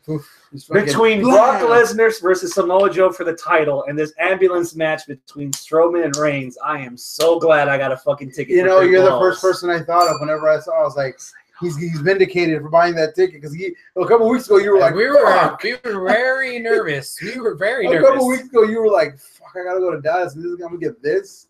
I'm gonna get fucking nose up for what the hell was gonna happen, but we were like, oh man. We were thinking it was gonna be Roman versus Brock, and that's it. Yeah. But Roman versus Strowman, that's a lot more tantalizing. I also read, speaking of what Roman was saying at first, Roman kind of fucked things up for himself potentially because he said, because you know everyone reads the interwebs. The plan was supposedly for the belt at WrestleMania 34 or WrestleMania New Orleans. Right. Well, Roman's like, nah, I want the champion at SummerSlam.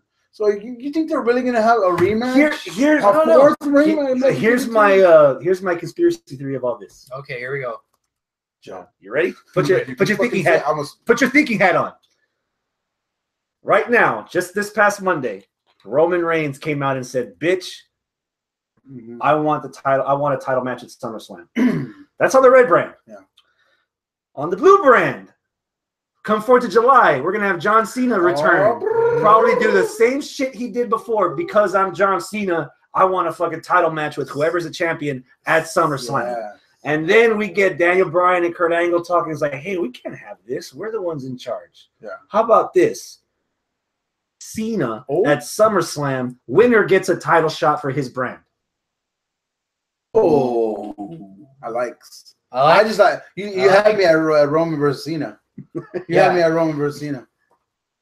Yeah. Have we seen that before? Never. 1-on-1, no. Shield for triple threat. I mean, 6-man tag with Shield and Cena and the random baby faces, but not 1-on-1. Yeah. This could be maybe a passing of the Superman torch. The flaming torch. The flaming. Oh, be nice. Okay. I dig that. I dig that a lot. Yeah. Well, of course, that's not going to happen. No, it's not going to happen. But week after week is why. I mean, I don't understand the ratings, but maybe they'll boost up again. But dude, all the main players on Raw are and Seth Braun, because nobody cares.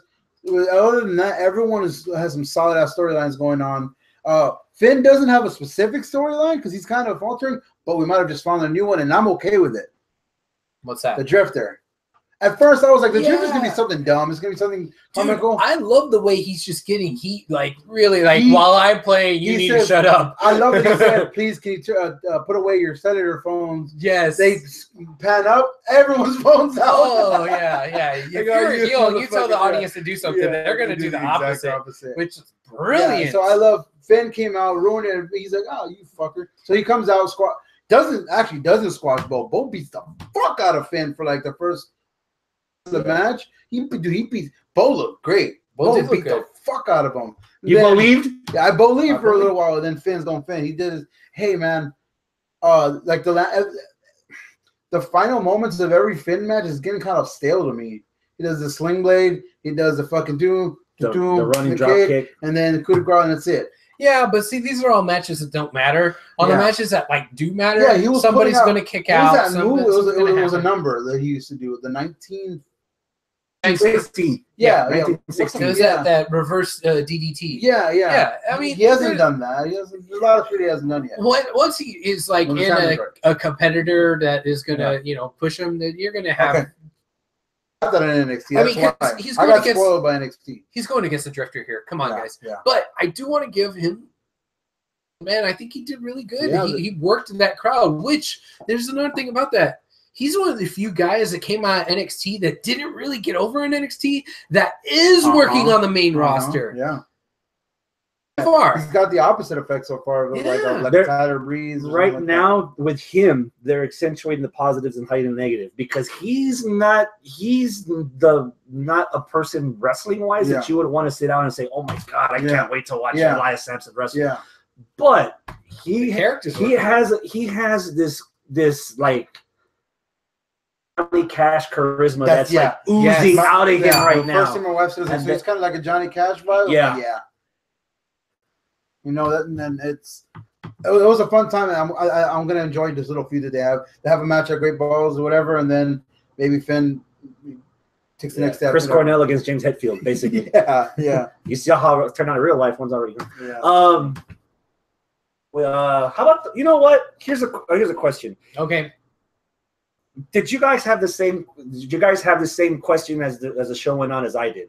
We already had Money in the Bank on Sunday, the whole kerfuffle with the women. Mm-hmm. So I'm thinking, all right, they dropped the ball on Sunday. I'm expecting the women on Raw to like pick up the slack. We're going past hour one. Okay. We're going past to hour number 2. God damn, there's Noah and Ryan beef. All right, we're about to finish the show. Yeah. We're getting a badass video UFC style promo of Lesnar versus Joe. And as much a hard on as I got for that, the only thought in the back of my mind was, did the women stay home tonight? Yeah, no, I had the and then we get Nia versus Sasha, and I was like, finally, all the wait. I've been wanting to see this. This is going to be fucking worth it. Later, what the fuck just happened with the women? Yeah, Alexa comes out, gets on commentary, and then Emma comes out, and I'm like, oh, yeah, that's going to be interesting. I thought it was going to be interesting. Yeah, I was like, oh, this is going to be interesting. It wasn't. They came out, they did the typical 3-on-3, but then the odd one out, Bayley comes in. That was the only good spot of the night for me as far as the women goes. She came in, she just beat ass. Like she showed, the fierce side of Bayley, but who knows if where the fuck was that Extreme Rules? Exactly. It's too little, too late, maybe. Because you know what's crazy? That was even one of the bullet points for Raw before. Whenever they hype up Raw, one of them goes, like, can Bayley get herself back in the title picture? I guess. Nope. I guess not. I don't want to see Bayley in the title picture right now. Not for a little while. Yeah, especially now that you got Emma back, but you have the aren't chance. doing anything. You have the with chance her. to do something good with Emma. Again, of having her not be a heel, but not be a face. When she debuted, re-debuted, whatever. When she came back, and it's like, oh my God, Emma. Forget about Emma. Here, it's Sasha. Like, oh shit, man, they like totally fucked that up. Yeah. All right, question from the chat. Do you see Bo Dallas finally joining Bray Wyatt? I think that's why he's growing his beard. No. He's going to do the little entourage thing for a little bit. And I think maybe. All right, well, let's talk about the entourage. If they make enough sense out of it, the Drifter will find a home. Whoa, in the Wyatt family. Okay, I like that. Drift home. He'll be, I know that there is that family tie there. They're real life brothers, so they may already have badass chemistry. But right now, I don't want to see it because I feel like that there's something there. There's a story that needs to be told that's not with the Wyatts, that has the Miz and Curtis Axel and this apparent heel change that we don't know why it happened. Like, I'm intrigued enough with what they're doing right now where these two just all of a sudden are behind the Miz. Yeah. And all of a sudden, Bo is vicious. Yeah. I'm intrigued. I want to see where it goes. I don't want to stick them with the Wyatts quite yet. Can it happen in the future? Maybe. Other than Alex Riley, everyone who's been paired up with the Miz shine. Even R-Truth got a main event match against John Cena after they split. You beat me too. Yeah, everyone who was around the Miz gets elevated for of his career last year. Yeah, Dean Ambrose is semi-relevant still. I'm talking the people that work with the Miz. Work with them. Let's start from the very beginning. Okay. Johnny Nitro. Yeah. Looked a lot better after he left the Miz. Mizdow, as fun as I like Damian Sandow, that was my main example. R-Truth, I never cared about R-Truth anymore up until recently. I never cared about R-Truth more. Show Miz. Yeah. That's one of the last times I remember finding the Big Show entertaining. You know, so I'm surprised to say that I'm actually giving Miz respect on this. That people that work with him, he leaves them better off than he did when he found them. So, and right now, I have not cared more about Curtis Axel and Bo Dallas than I do right now with the Miz. Exactly. So So those three. I was just saying that last week. I was like, I think the WWE needs a new stable. Yeah, you told me that. Like not a corporate stable, like what I say, authority, but just another stable. Just running shit. Which, man, they could have done that with AJ in the club. That was such a fumble. They dropped the ball on that one. Nobody, and if you do it now, it's too late. Yeah, it's too late. AJ, Finn, and the club, all of them together. Bullet Club in WWE, but just like a different name. Is a co-brand thing, so we're gonna see some kind of. I mean, we teased it before Finn broke his. Survivor Series is co-branded. You can have a 4-on-4 Survivor Series match with those four. You know, be nice. But that's fantasy booking. Yeah. And that's in November. Yeah, I know. But it's going to be here in Houston, Texas.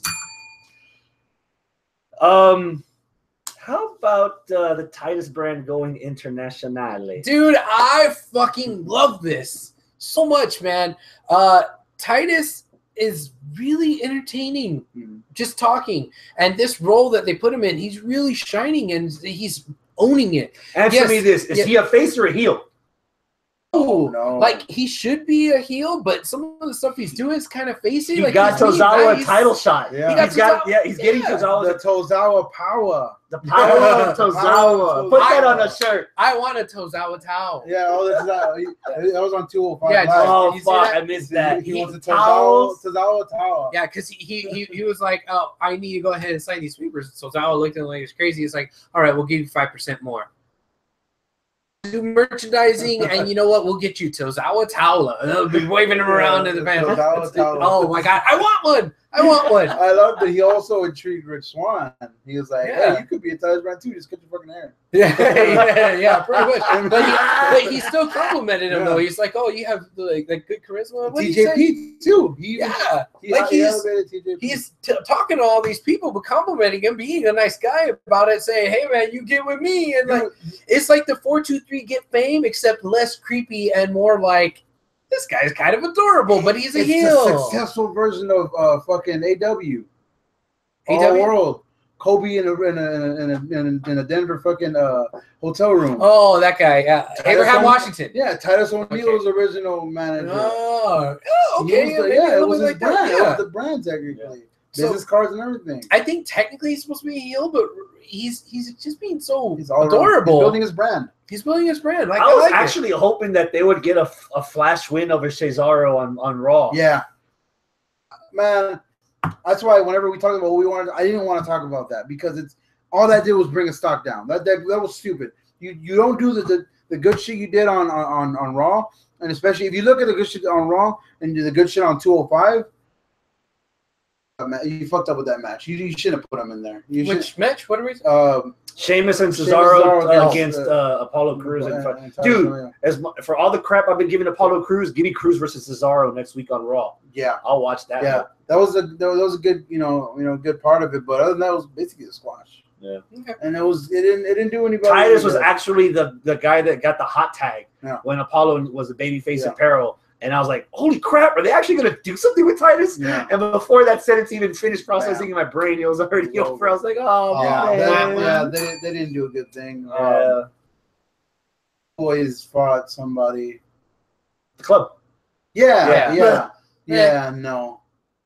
Anything else on 205 since we're on the subject? How about Gulak and Ali? Gulak and Ali had another pretty good match. The last few times Ali has lost because he would do a high flying move and it would get countered, Mm-hmm. This time, Gulak tried to put a finisher, kind of like a Boston Crab on him, but Ali kind of and flipped him, sunset flip 1, 2, 3, and then he was like, I beat you at your own game, and Gulak was like, oh my god, he can't believe he got beaten. He just was wide eyed and was like flabbergasted that he lost, and it's nice. And this is their third match in this feud, and it's like usually by the time you get 3 matches in, I'm like, all right, come on already. Yeah. But with especially when 205's 2 nights a week, and sometimes they roll all that shit over. But with this, I don't know, I'm digging it. I think because each match is an actual part of the story. Mm-hmm. I think that's why I'm okay with it. It's not like a match and then there's storyline that builds to another match. It's like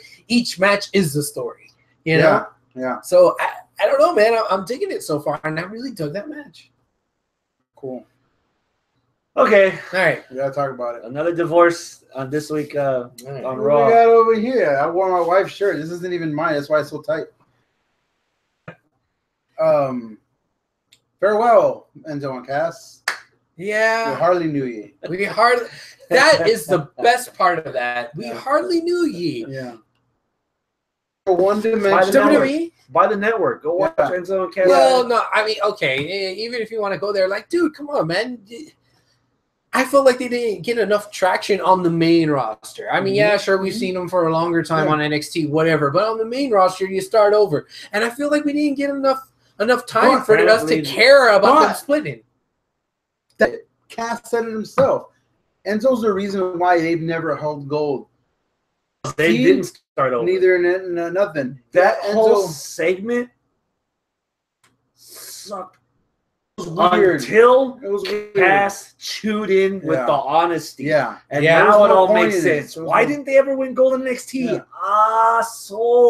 Yeah. Now I get it. You understand. I don't want to see the match between the two because there's no contest. I think I said this 2 weeks ago. I don't want to see a match with Enzo, period. Yeah. That's the thing. Like, throw him in 205. Yeah. Even then, I don't want to see him in Titus brand. He's 206 pounds, though. So, he is. That way. Dude, I don't think, and goddamn, maybe I'm just being too close-minded about this. I don't think Enzo is that good in the ring where I want to see him by himself. He is Skywalker. Yeah. He needs to be a guy that's just talking for somebody else or in a tag team or something like that. Yeah. one that would wrestle and like, okay, that'll make their matches interesting. Yeah. Before and after the matches and backstage segment, Enzo makes them interesting. Yeah. They had a perfect symbiotic relationship. Between the two of them, they have one good wrestler. But now that they're splitting them, you have two half-ass wrestlers. That's how I feel about it, man. It's like, damn, you're fucking up this whole chemistry there. Remember when Enzo died last year when they replayed it 50 times the same night? Yes. What did we all say for like a month after? Holy shit, Big Cass. Cass is holding his own. Yeah, he looks like he could be in a couple years after their run, he could be the real deal. Or maybe they were like, we need more. Vince McMahon loves big sweaty men. Everyone knows that. That's the running thing. Big sweaty men. What's Big Cass? A big sweaty man. Yes. So his name's big. His name is big. So like Big E. Yes, but he's not so big. That's the one thing I couldn't help, Big man. E is thick. Yeah, that's the one thing that I couldn't stop looking at. If you're gonna close out the show on Raw, if they're gonna put this investment on you, man, work on your fucking stomach, bro. Dude, but I've been saying that but Baron Corbin said himself, he doesn't need abs to punch you in the face. Yeah, but he's got a shirt. Yeah, fuck, man, come on now. Yeah, no, you can't be super edge and looking like you swallowed a fucking jack-o'-lantern. I've been saying that part of the past few months. The fat puke. He's not in shape, man. And you're a big guy, and he was gassed after one kick. Oh God, yeah, that's it. Yeah, he has no stamina. Yeah, yeah, maybe. I don't know, man. I'm hoping this ends up good for somebody. I do not want to see this at Great Balls. I do not want to see Enzo versus Big Cass. That's what we're gonna get. We're gonna get on the pre-show. I mean, you have to have the match itself at some point, but dude, I don't want to see it. I'm with you on this. I don't want to see it. That goes back to your idea. Save that shit for Survivor Series. Yeah. Have them on the opposite teams and just like tease it. Or is he gonna go run into Big Show? He took his ball and left. Yeah, he got all pissed. He got butthurt. Like, oh, if you believe that other dude, I don't think I should be in the show. Same thing to him. He's like, oh. How do you guys feel about Corey? The initiative away from Kurt and saying have to do with anything. I like that actually. I like that they're I think they're gonna elevate Corey to a new role. The new general manager. I'm down or for the that. Assistant to Stephanie when Stephanie comes back. Tell me Corey isn't the shit on the mic. Tell me that Corey isn't the shit. Yeah, keep him on the mic. Corey's just like Enzo. That's like Mike. Corey's like Mike Adamle. Hear Mike Adamle talk. Why is he now the general manager of Raw and getting people's names wrong? No. Keep Corey as commentator. He can't wrestle because he's mentally not cleared. Yeah. So unless he's talking all this trash and getting in other people's business because he's going to get his ass kicked, because what the fuck is Corey doing this? I imagine that's still not the text where that is the text. I don't know. No. Maybe it was. Because that was a security footage maybe? But no, why would Angle say this is going to end me? I don't know. It doesn't make sense, and I hope that's not what this is. And I hope it's also not yet. But if that's what it was, dude, that's disappointing because you have two congruent storylines or concurrent storylines that just merged into one. That's why that makes me believe that it's not the. Not to mention, if Big Cass is the threatening guy that everybody's supposed to be afraid of. Faking his own that security footage looks so bad. Like it took away so much of the but storyline makes sense. Cass, you look at Cass and you do not think cowardly heel. The whole videotape of him like, God, I'm in IKEA. Let me rearrange all my furniture to make sure that I look like I belong. That was fucking bullshit. And if you are Big Cass and you are planning this heel turn, I thought that it was kind of flimsy of him saying that, well, I just wanted to see how long it would take you to figure it out. That's why you staged like you yourself you got beat up. Like, you wanted to throw like a curveball. Yeah, like again, if Big Cass is like this big dumb, I don't expect him to be smart either. So I don't want him to play this long con game with fucking Enzo. But then again, he's not Braun Strowman. Rampaging monster that Braun Strowman is. He has a little bit of charisma to him. Sure, compared to Enzo, Enzo's a fucking 10 as far as charisma goes. But like, he still he can talk. do some stuff on the mic at least. So I got cowardly heel out of that, and that's a bad taste in my mouth. That's not something you should have him do. He should not be cowardly heel. If we were gonna have Enzo laid out every night, okay. Once Cass got laid out, I was like, maybe. I think I even said it on the show. I bet you it's gonna be big Cass. I wonder what the rival has to do in this. They were the red herring. That's all they were. Just a red herring. Just like, oh, that's a shame. And they just kept on walking. Yeah. That's it. That's all they were. But it's like, oh man, I don't know. If I want to stay positive, I can think of a revival, another angle to come in from rather than I just came back to beat up, the Enzo and Cass. I don't know. That might give them another part to like a better chance to come back into the ring. You know what? And that brings me to another point that I just realized right now. That's one less tag team on your division. Wasn't I just saying like a couple of weeks ago that you take away one tag team from the Raw side and all of a sudden you don't have a tag division anymore? Yeah. I mean, if the Revival's coming back, great. But Titus and freaking Apollo. They're not going to be a team. They're just teamed. They just teamed, but they're not a team that's competing for tag titles. We'll get Cruz and Tozawa. Well, because Tozawa's going to be a 205 guy. Where does this rank on the divorces this year on WWE television? We have like fourth. We have Jericho and Owens. That's number one. We have Gargano. We have R-Truth and Goldust, and we have this one. Yeah. That's four. In that order. In that order. They've gone down in the order. Yeah. Speaking of that, that's what I was trying to.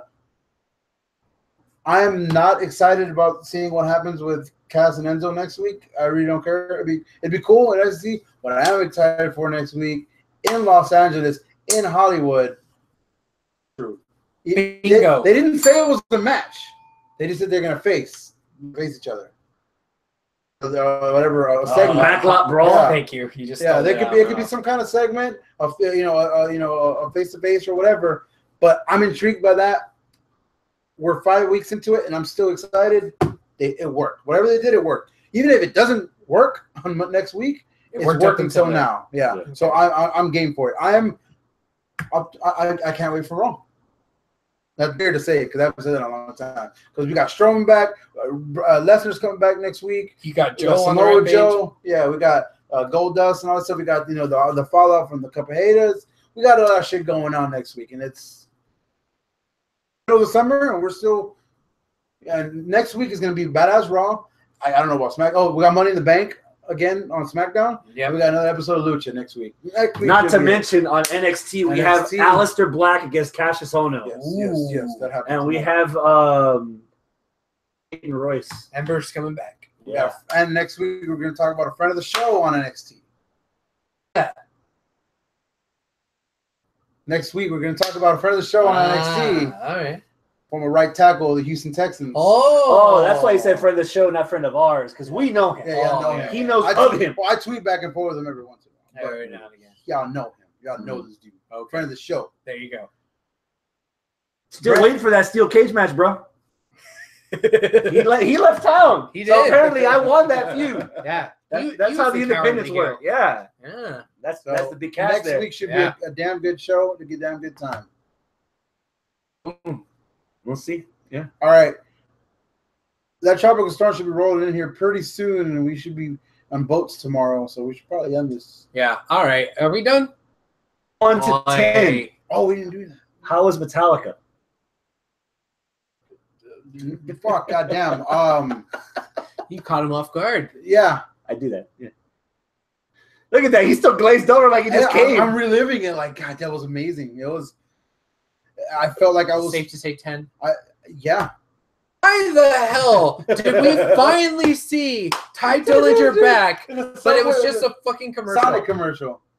Yeah. Well, because Sonic. It worked! It worked! Who went out and buy Sonic the next day? Oh, by the way, product placement. Do not, and this is coming from a hardcore Transformers fan, do not. Really? I haven't seen the last two, so I don't know what's going on. My vacation was fun. 2 Metallica shows, went to jail the next day, and then had the rest of the weekend to drink. You went to jail the next day? What the hell? Yep. What happened? I had an outstanding warrant for failure to appear. I had the 3 days off, and I thought to myself, hey, man, do you want to sit on your ass at home and do nothing, or do you want to sit your ass in jail and do nothing but get paid for it? So I got paid twice because I had vacation hours and I was clearing it off my record. Nice. So 20 hours later, I was back on the streets mischievous. How does that equate to you getting paid, you sitting in jail? I mean, I understand the vacation time, but county is 3 for 1, so you get $50 for every 8 hours. So that they pay you to go to jail. Yeah, so it comes off of your warrant. So what you owe. Sure. Gotcha. So instead of having to pay $500, they're not handing you the money. They're just saying out my debt. You don't owe us anymore. So he basically paid his debt. I got you. Okay. Awesome. You fucking criminal. Get out of my house. Okay. No, don't go. I know you're not a criminal. Oh, no, I am. Adios, my friends. Keep it classy. See you next week.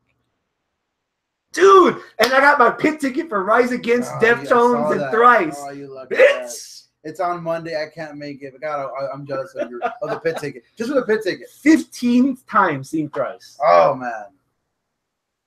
The tattoo, man, I'm disappointed. That's like 45. Yeah. Matt! Look at this guy. I'm still trying to figure out if he's right or not. Brandon's nodding in approval, so yeah. Oh, shit. Let's Thank you, Randy. All right. Click the button. It's been a long day. Click the red button. Yeah. Use the mouse. The mouse on the pad, yeah. Yeah, there you go. The red one. Down there. Down, the bottom. Where it says stop broadcast. It's a miracle this ever actually even gets to air. The files are in the computer? Right. Which one's the any key? Hey. Where's my tab?